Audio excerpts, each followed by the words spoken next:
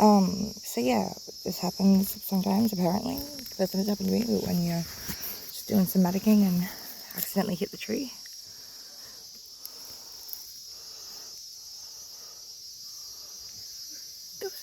There's just a few like 1,000 ants in there. That's cool. At least they're not bad ants, but far out. Good to know they're there, I guess. Also, my garden's pumping. Galangal, fucking potato, cabbage, hopefully some onion, carrot, capsicum,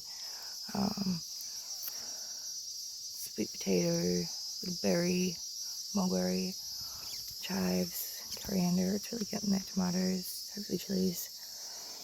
Slowly getting there.